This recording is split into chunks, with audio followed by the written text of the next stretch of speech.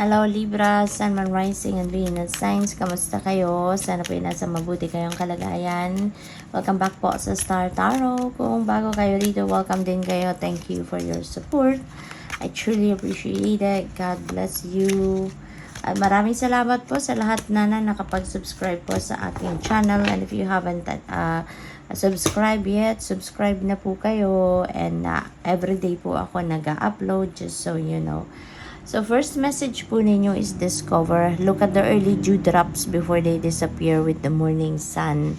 And so, meron ditong opportunities, no, Libra, na maaring kumakatok na sa buhay ninyo na hindi pa ninyo napapansin, hindi pa ninyo tinitignan, no? You are not looking into it yet. Kaya panawagan ito sa inyo. Tignan nyo na, buksan niyo ang inyong sarili para sa mga bagong oportunidad na to. Because before it slips away from you, no? So take advantage of this kasi you never know, baka ito na yung hinihintay ninyong mga opportunities, okay?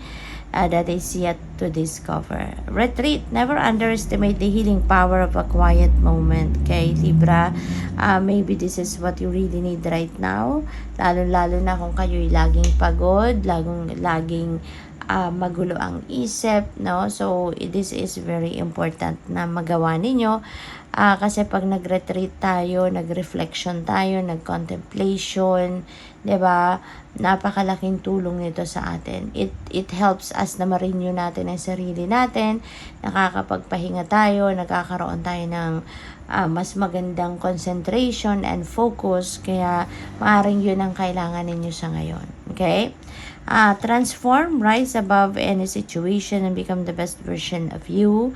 There is a change happening dito sa buhay ninyo, at maaaring meron kayong pinagdadaanan na medyo mahirap na sitwasyon, difficult situation, but you will be able, no, or you are going to manage to surpass that, you are going to manage to overcome that, at maaari, no, na you are going to change for the better, diba? Magta-transform kayo, no, into the best version of yourself. Kaya napakaganda nito, na mas magiging matatag siguro kayo, mas magiging matibay ang dibdib ninyo, mas magiging creative kayo sa pagharap sa hamon ng buhay, at maaari, no, na may mga pagbabago, katulad na lamang sa pag-uugali, or baka magbabago ang inyong perspective, diba? So pwedeng may mga ganong pagbabagong magaganap sa buhay ninyo around this time. Relax, delight in a powdered gold sunshine. So see, there is retreat, there is relax. So most likely, Libra, pagod kayo, no? Baka drained na ang energy ninyo, exhausted kayo physically, mentally, and emotionally. Kaya give it to yourself, kasi kung hindi rin kayo nakakapagpahinga, pagod kayo, hindi rin ninyo may bibigay yung 100% ninyo sa kung ano man ang mga gagawin ninyo, 'di ba, sa buhay. Kaya mas maganda, no, take some time, no? Take some time para kayo makapagpahinga, kayo makapag-replenish ng lost energy ninyo, and rejuvenate and recuperate kayo, 'di ba? Para nang sa gayon, maibalik muna ninyo yung lakas, yung concentration, yung focus, 'di ba, sa sarili ninyo, para kahit marami kayong gagawin, marami kayong kailangang isipin, no, at least, no, you will be there na kayo, na tawag dito, na may bibigay ninyo yung 100% ninyo sa kahit ano man ang kailangan ninyo pagtuunan ng pansin, hindi ba? So tignan natin kung ano bang mga ganap.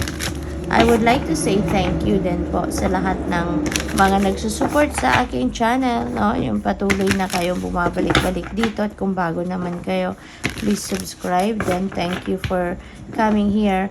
At tsaka po sa mga hindi nag-skip ng ads, maraming salamat for your time and generosity, no? At maraming salamat din sa mga nagbibigay ng super thanks, mga nagdo-donate, maraming salamat.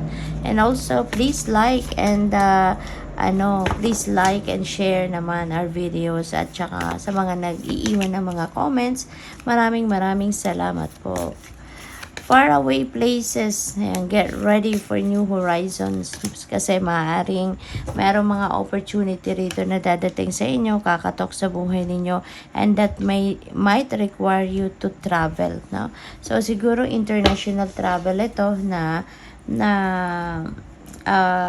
gagawin ng iba sa inyo rito. No, baka mayroon kayong job opportunity overseas na makukuha, or baka mayroong opportunity dito for travel, or na maybe link sa inyong business din or pag-aaral, or pwede na meron ditong relocation, no? Migration, something like that. Kaya good luck po sa inyo.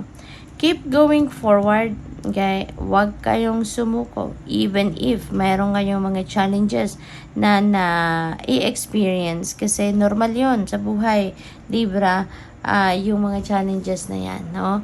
At hindi tayo binibigyan ng mga pagsubok sa buhay, problema sa buhay na hindi rin naman natin kayang i-manage or hindi natin kayang solusyonan. Diba? Kaya just keep going forward even if it seems like medyo mahirap, no? Pero lilipas din yan, no? Meron lang tayong dapat na matutunan from that. Meron tayong dapat na matutunan. Meron din tayong dapat na anong tawag dito? Mapag-aralan, no? Sa sitwasyon na yan. Kaya huwag kayong sumuko. Okay? Beginning a new cycle, there is a new beginning coming your way. Mayroong mga changes, no? Transform, isa na yan.